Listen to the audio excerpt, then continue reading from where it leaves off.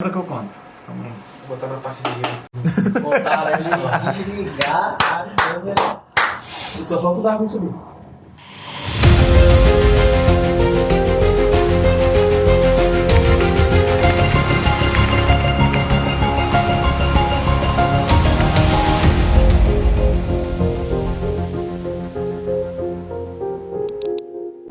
Olá, pequeno gafanhoto! Seja bem-vindo a mais uma aula do seu curso em vídeo de Linux. O meu nome é Gustavo Guanabara. Eu sou Ricardo Pinheiro. E nós estamos de volta aqui e nós vamos aprender a instalar programas. Na verdade, essa aula está dividida em duas partes, né? Inclusive, a segunda parte saiu antes. Essa aula é mais uma que a gente está gravando ouvindo vocês. Exatamente. Né? Então, o que a gente vai fazer nesse vídeo? A gente vai instalar de que maneira? No Linux você tem várias maneiras que você pode usar para instalar programas. Porrada. Você pode desde baixar o código-fonte e compilar, que é uma coisa que eu não recomendo para os fracos de coração. Não. Mas você... Sem fracos de coração. Qualquer pessoa sã. Você não precisa disso, né? Obrigado. Hoje em dia não precisa. Obrigado pela parte que me toca, me chamar de louco, tá? Mas você é maluco mesmo. Ah, tá bom, obrigado. Mas... E você tem... Os pacotes estão nos repositórios. Então você pode usar o console, abrir o terminal, usar o apt que a gente vai ver na próxima aula. Se você está acompanhando o curso saindo de semana em semana, você já viu essa aula, mas na próxima, na sequência, a gente vai ensinar isso. E ouvindo, as pessoas estavam falando nos comentários, perguntaram sobre o uso da loja de aplicativos do Mint. A lojinha. A lojinha, né? Eu confesso, como usuário das antigas, nem sabia direito onde é que ficava a lojinha, né? Porque você acostuma, como eu estava comentando, né? Eu sou do tipo do usuário que a primeira coisa que eu faço quando eu acesso o Linux na interface gráfica é abrir um terminal. Eu não deixo isso, não. Não, na verdade, a lojinha é tipo, se você tem Android, a Google Play Store. Play Store. Né? Existe uma Play Store, até porque, já falamos várias vezes aqui, o seu Android é um Linux. Acredite, aceita isso. Aceita que dói menos. Exatamente. E aí, existe a Play Store, só que do Mint. E exatamente essa é uma maneira. Essa aula é como instalar aplicativos de forma fácil. Tá? É claro que pode ter alguns aplicativos que o cara quer que precise do modo difícil. Difícil. Um pouquinho mais difícil, isso, né? Um pouquinho, que a gente vê no próximo vídeo. Esse é só instalações fáceis de aplicativos que você usa no dia a dia e que muitas vezes, Ricardo, as pessoas nem sabiam que existia para Linux. Exatamente. E é isso que a gente vai mostrar. Então vamos lá para o ambiente e a gente vai te mostrar como faz isso. Então nós estamos com o ambiente aqui, com a nossa instalação do Linux Mint. Então a gente vem, clicamos aqui na opção menu. Se vocês olharem, não mexeram na configuração, aliás, essa configuração do lado, com essas opções, você pode depois modificar. Sim. Que é uma sequência de atalhos muito útil. Se você olhar, o segundo ícone está aqui, lá embaixo, gerenciador de aplicativos, instalar novos aplicativos. Se não tiver aí, Ricardo, ele pode digitar ali na barrinha também, né? Sim, se ele chegar e digitar, por exemplo, aplicativos, vai aparecer aqui, ó. O último. Aliás, essa barrinha aqui é uma das coisas que eu mais uso. Salva a vida. O Windows agora é assim, o Mac agora é... No Mac, se você usa Mac, é o Command Espaço, então você também faz isso. Cara, eu, sinceramente, eu não clico em botão iniciar. Não. Eu aperto iniciar e já começa a digitar o que eu quero. É a melhor maneira.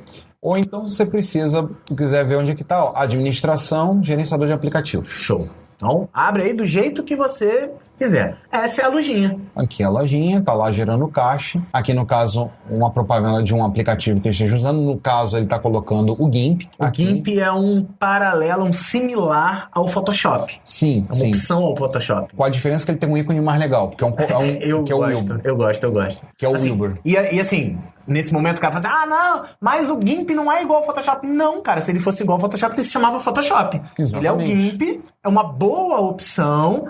Tem todas as opções que o Photoshop tem? Não. Não é de uma empresa gigante como a Adobe, né? Quando alguns falam do GIMP comigo, tem pessoas que falam, não, mas ele não é tão completo quanto o Photoshop. Sim, mas ele não é pago. Ele é uma solução muito boa. Conheço gente que trabalha profissionalmente com ele. Michel, várias vezes, sem brincadeira.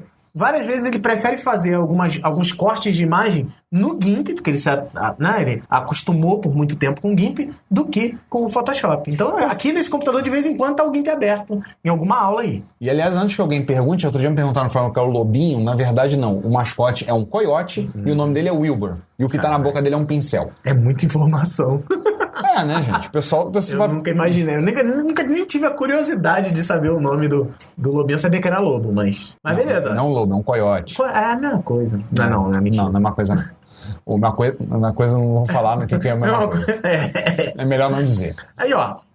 Coisas que tem já logo de cara. O Inkscape. O Inkscape, ele é bem famoso também, né? Sim. Ele é o Illustrator. Eu tenho uma experiência curiosa. Eu tenho um amigo que trabalhava numa gráfica e eles tinham licença do CorelDRAW, paga, do Illustrator, e ele tinha o Inkscape e muita coisa ele fazia no Inkscape. Aí eu uma vez perguntei, mas por que você faz no Inkscape a ele? É mais rápido. Às vezes, essas ferramentas tipo GIMP e Inkscape, elas são boas, sabe pra quê? Pra conversão de mídia. Às vezes tu tem um arquivo de imagem que é um formato doido lá que nenhum programa abre, tu abre no GIMP, ele abre. Tu um vetor lá que quase nenhum programa tá abrindo, o Inkscape vai abrir. É bizarra a parada. Mesmo os usuários de Windows se beneficiam com esses softwares livres que têm versão para Windows, porque às vezes, como eu disse esse amigo meu, o Inkscape para ele falou, 70% do que eu faço no Inkscape, na gráfica. Ele, por quê? Porque é mais rápido que abrir o Corel, eu fazer um monte de coisa. No Inkscape eu faço rapidinho e resolvo. E eu pego e importo no Corel para fazer o trato se eu preciso de alguma coisa. Tem uma galera falando muito de Blender também. O Blender é uma solução gratuita. Todas essas que a gente tá falando tem para Windows também, né? Sim, o Inkscape tem para Windows? Eu não lembro. Tem, né? Eu sei que o GIMP tem e o Blender tem. O Blender é para modelagem 3D. Também muito bom. Conhecido. Tem um vídeo, se alguém procurar na internet, tem uma animação de, acho que são uns 5, 8 minutos, que é o Big Buck Bunny, que é uma animação com tem um coelho grande, meio bobão. Já vi. Toda feita no Blender. Tem jogos feitos em Blender e tudo mais. A galera que vai começar a desenvolver jogos, o Blender geralmente tá em muita videoaula aí. E uma coisa que eu não quero me aprofundar nesse vídeo, se vocês quiserem saber mais, bota nos comentários. Se tiver muito comentário, a gente faz. Tem Steam. Tá aqui, ó. Vamos até clicar no ícone pra ver, ó. Tá aqui, ó. Então, as pessoas falam muito, sempre tem aquela discussão.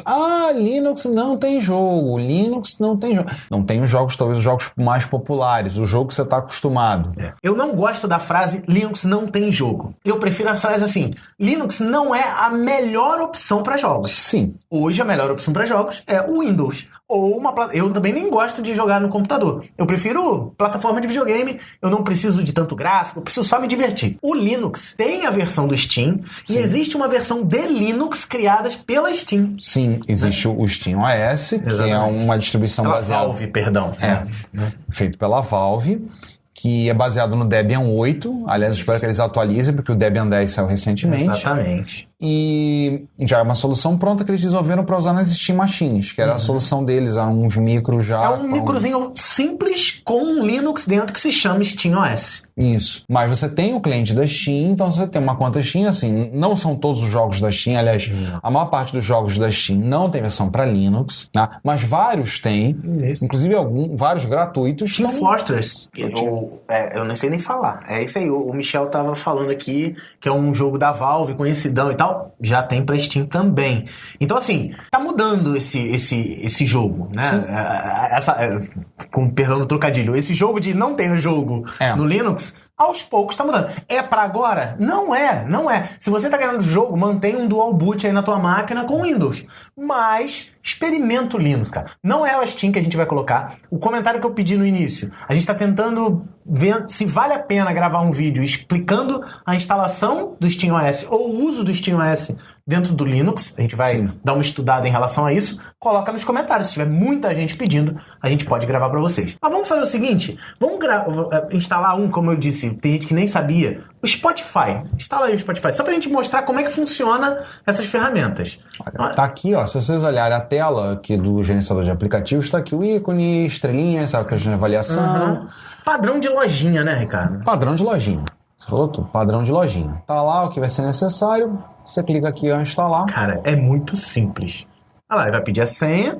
A nossa senha é dificílima. Nossa senha, que tomara que não seja a sua, 1, 2, 3, 4. Olha lá, cara, é lojinha. Olha lá, instalando, terminando a instalação, tá pronto. Uma coisa que as pessoas não entendem no Linux é o seguinte, muita coisa no Linux é front-end. Isso aqui é na verdade... Por trás tá aquela tela preta fazendo blá blá blá blá. Exatamente. Por trás você tá o que você tá usando aqui é o apt, é o dpkg, são as ferramentas de instalação, e isso é uma coisa muito comum no Linux. E o que você tem aqui, esse gerenciador de aplicativos, ele é uma interface, um front-end simpático e amigável. Não tenha medo dele. Vamos mostrar o Spotify funcionando, só pra mostrar que instalou mesmo. Vamos procurar aqui, eu não sei em que Começa a digitar, ó. Spot. Tá lá, ó. Tá aqui, ó, o Spotify. Tá lá. Você vai logar e vai escutar música no Linux tranquilo, não tem problema nenhum. É exatamente igual a tua experiência no Windows. Exatamente igual. Vou só mostrar algumas outras opções, ó. Dá uma fechada aí no Spotify. Vou dar uma navegada, algumas coisas que a gente meio que deu uma separada ali. Na parte de desenvolvimento, dá só uma olhada ali. Tem um monte, ó. Tem o Eclipse, conhecido, o NetBeans, CodeBlocks para programar em linguagem C, o Sublime, um editor conhecidíssimo. Sim. Né? O Lazarus, que é o Delphi, entre muitas aspas. Exatamente. Entre muitas aspas. Cara, tem muita coisa. Inclusive, você tava falando até daquele gerenciador de pacotes lá. Volta ali no... o Flatpak. Exatamente. Mostra lá o Flatpak pra ele. No Flatpak você consegue Telegram, Discord, a galera usa direto aí, a galera, vamos criar um grupo do Discord pra bater papo sobre programação. Dá pra bater papo sobre programação dentro do Linux, cara. A gente tem o PyCharm que a gente tá usando na nossa versão do curso de Python. Cara, não tem motivo pra você ter medo de instalar coisas no seu Linux. Não existe motivo. Agora, tem todos os aplicativos aí. Tudo, 100%. É bem pouco, vamos ser bem sinceros, né? Assim, o repositório é até bem vasto, mas depende do que você está procurando. Alguns programas, por exemplo, não estão disponíveis. Sim. Né?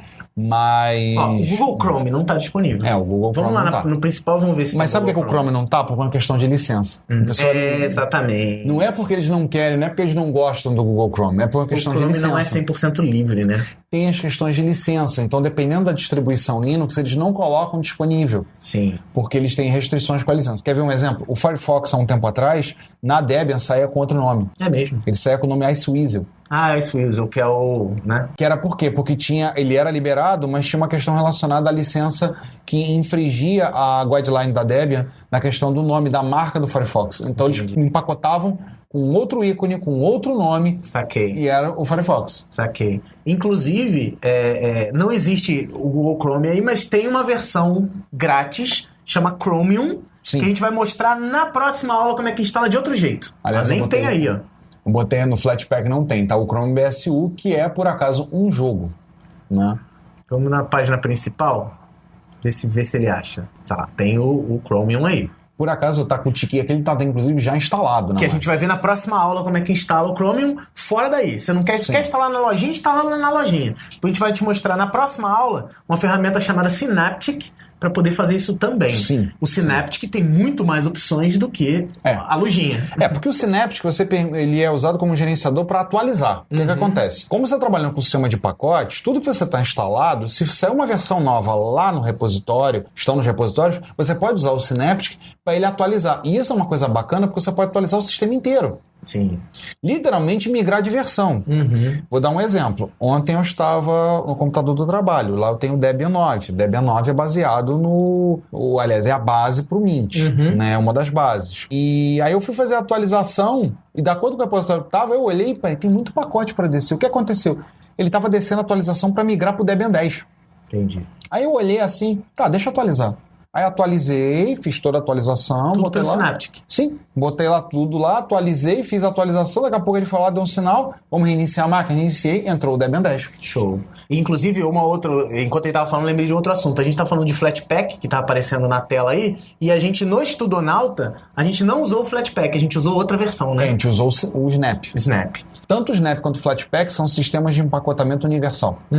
Então, assim, você tem um pacote, tem instalado o Flatpak ou o Snap, você instala o pacote e esse pacote você pode instalar em qualquer distribuição Linux. Sim. Porque há diferenças. Então, por exemplo, distribuição baseada em Debian usa pacote Debian. Distribuição baseada em Red Hat usa o pacote RPM. Sim. E você pode converter de um para outro? Pode. Dá um pouco de trabalho. Tem umas ferramentas, é um pouco mais queixudo, um pouco mais difícil. É só você usar o gerenciador de pacotes correto para a tua versão. Sim. Não precisa fazer isso, né? Mas tanto o Flatpak quanto o Snap são duas soluções que surgiram para você ter um sistema de pacote universal. Então você instalou o Flatpak ou o Snap, você vai instalar um programa desse repositório deles e ele vai funcionar em qualquer Linux que você esteja usando, não só o Mint. Show de bola. Mas se você tá no Estudonauta e ainda não viu essa aula, ela está em edição. Mas, dependendo do momento que você tá vendo, já tá disponível lá e a gente te dá essas duas opções, o Flatpak e utilizando esqueci o nome? O Snap. A gente no Estudonauta a gente usou mais o Snap. Sim. E outra coisa, o último assunto que eu quero falar da lojinha aqui, e que pode virar também um vídeo, depende dos comentários que vocês colocarem aqui embaixo é utilizar a ferramenta Wine, que tá aparecendo ali do lado, né? Sim. Esse cara aqui, o Wine. O que o Wine é? Que é interessante comentar. Todo mundo chega assim, o Wine é um emulador de Windows para Linux. Não, a sigla Wine quer dizer Wine is not emulator. É maneiro. A ideia do Wine é que ele seja o quê? Ele pega as chamadas do sistema de um programa Windows que faz chamadas para o kernel Windows. Tipo, abra uma janela. Abrir uma janela é um comando para Windows. Isso. E é outro comando para Linux. O que ele captura, se pedido para janela, abre uma janela Exatamente. Windows. Ele captura e traduz aquilo para o Linux. Show. Então, ele é uma implementação livre da API do Windows. Tá? É um trabalho em progresso. E vou dizer para vocês, poxa, quando eu comecei a usar a Linux há mais de 20 anos, já tinha um Wine. Eu cheguei a usar uma época para algumas soluções que eu queria, depois acabei deixando o uso. Tá? Ainda tem várias aplicações que não funcionam completamente 100%. Aí você vai reclamar, o pessoal do Wine é incompetente. Não, por quê? É muita coisa, cara. Eles estão fazendo engenharia reversa na API da Microsoft. Ele não pode chegar para a Microsoft e dizer assim, aí Microsoft, divulga como é que as coisas funcionam. Microsoft não vai divulgar. Pode falar, mas ela não vai divulgar. Não vai divulgar. Então a gente pode gravar uma aula inteira de como usar o Wine para rodar algumas aplicações simples. Inclusive, a gente viu aí no site que dá para rodar muitos jogos. Sim. Tem vários jogos com suporte que funcionam no Wine. Mas volto a dizer, não é esse o objetivo do Linux, certo? Para desenvolvimento, geralmente a galera que mexe mais com Linux é a galera de dev, né? Que é o nosso público aqui. Para dev, não deixa nada a desejar. Funciona tudo maravilhoso. Certo? Então, é mais outra solução. E para finalizar esse vídeo, eu quero pedir pro Ricardo o seguinte. Por exemplo, o Google Chrome não tem. A gente gravou a próxima aula, a gente ensina como instalar o Chromium usando o Synaptic. Mas já teve gente na aula, já que essa aula saiu um pouco antes, né? Depois a gente muda a ordem. Gente falando assim, mas eu não gosto do Chromium. Eu gosto do Google Chrome. Não tem aqui na lojinha. Não tem no Synaptic. Como que a gente faz? De forma simples. Então nós vamos conversar com quem entende essas coisas, que chama-se Google, né? A gente não tem o Chromium. Ele, na casa dele, tem o Firefox. Então vamos abrir o Firefox. Então vamos botar o Firefox. É assim, eu vou dizer pra vocês que Ele ou ela, desculpa aí. Eu vou dizer que eu uso no meu dia a dia, quando eu preciso uso o Chromium. A única questão que eu preciso do Chrome é quando eu preciso assistir o Netflix. Porque eu preciso assistir o Netflix no navegador, no meu notebook, por exemplo. Na lojinha não tem Netflix, né? Tá aí uma... Vamos ver. Mas Será que acho que não, senão ia estar na cara. Mas eu acho que é porque o Netflix tá no... Não tem, tá vendo? Eu acho que é porque o Netflix está disponível pelo navegador. Você consegue tocar no navegador, tanto no Firefox quanto no Chrome. Mas vamos entrar no Google, ó. Uma coisa que é chata é que pro Mint ele bota como buscador padrão o Yahoo. Sim. A gente vai resolver isso agora. Nós vamos botar o Google na mão e vamos instalar o Google Chrome, né? Então a gente vai lá. Vou botar aqui. Google Chrome. Tá aqui, ó. Vai no site oficial, né? Nunca baixe de terceiros e tal. Vai no site do Google Chrome mesmo. Não vai ficar correndo risco à toa. Vai no google.com, né? Olha lá. Faça mais com o Google Chrome, tá aqui. Fazer o download. E aqui ele já identificou que você tá usando uma distribuição Linux. Você acabou de falar de RPM, né? Então tá aqui, ó. As opções que ele te dá são pacote Debian em 64 bits para Debian ou Ubuntu ou pro RPM, que são as distribuições que usam esse sistema. E ele ainda te dá uma opção ali. Você não é Debian, Ubuntu, Fedora ou OpenSUSE, pode ser que exista ainda uma versão comunitária de distribuição. Sim, porque ele indica o Chromium. Mas a gente está utilizando o Mint, e é esse aí que a gente vai utilizar mesmo, 64 bits.deb. Se você um dia quiser ler a licença, aliás, eu recomendo que você, usuário, um dia... Essa nem é tão grande, né? Nem é tão grande. Mas você pare e lê as licenças, pelo menos uma vez na vida, pra saber o que você está se comprometendo. Eu sei que ninguém lê, mas eu recomendo sempre que um dia, uma vez na vida, você deve ler a licença, para saber o que você está se comprometendo. Chegou aqui, ó, aceitar e instalar. Cara, é molezinha. E ele diz, ó, abrir o Google Chrome, o que ele vai fazer? Abrir com o instalador de pacote GDEB. O GDEB é uma ferramentinha que tem gráfica para fazer a instalação de pacotes. Então ele vai descer o pacote, olha aqui, ó, .deb, arquitetura MD64, então... Ok. Damos o ok. O GDEB tá aqui embaixo, ó. Abriu aqui, ó, instalador de pacote. Web Browser from Google, instalar pacote. Mas que ele vai fazer pedir a senha mais uma vez ou não? Pediu. Pediu a nossa senha aqui. Cara, você tá vendo como é simples? Cara, é muito simples. Na verdade, ele vai lá, ó, vai instalar o Google Chrome. Não tem na lojinha, mas tem como fazer, baixar pelo pacote.deb. Sim. Tranquilo. Ah lá, já foi. A versão já está instalada. É porque ele já tá com... No nosso ele tá com Chromium? Será que foi isso? Mas tá ali, ó. Google tá Chrome. aqui, ó. Tá aqui, ó. Internet. O Chromium, aqui o Google Chrome. Google Chrome. Tá? Aí ele vai perguntar padrão, né? Você quer mandar estatísticas pro Google, quer que o Google futuque na sua vida. Vai futucar mesmo que você desmarque isso daí. Vai lá. Então tá. Dá ok. E tá lá. Google Chrome, cara, igual no Windows. Clicou, baixou, mandou executar, só que ele foi abrindo ferramentas diferentes. Mas a facilidade é a mesma. É a mesma. Não tem Agora, jeito. Ricardo, todos os pacotes dá pra instalar nessa facilidade? Não todos. Depende assim. Se você tiver ele no repositório, aquela maneira que vocês viram, com o gerenciador de aplicativos. Alguns você vai ter alguma dificuldade, algumas coisas vai ter que pesquisar. Sim, não tem jeito. Algumas situações muito específicas você vai ter que procurar um pouco. Pensa no seguinte, ó. Vê se eu tô errado. A Lojinha, o gerenciador de aplicativos, tem um número de aplicações. Sim. O Synaptic, que a gente vai ver na próxima aula, tem um pouco mais. Bem mais. E existe também a ampliação total, que é utilizando o apt. Que aí você tem a instalação de pacotes inumeramente maiores. Ou tô errado? O Synaptic, na verdade, ele é uma interface simpática, um front-end APK. pro apt. Pro apt. Então, o que você vai ter acesso pelo Synaptic vai ser, inclusive no Synaptic, você pode atualizar a versão, você pode atualizar versões de pacote. Sim. Você tem, na verdade, o apt é a solução no terminal, que é a que eu acabo usando, que eu tava falando, né? Eu sou usuário das antigas, que a primeira coisa que faz é abrir um terminal. O Synaptic é a interface, é a janelinha pro apt. É a janela pro apt. Aliás, curiosamente, eu já devo ter contado isso num vídeo, criação do pessoal da Conectiva no Brasil. Exatamente, verdade. Você falou isso no próximo vídeo, inclusive.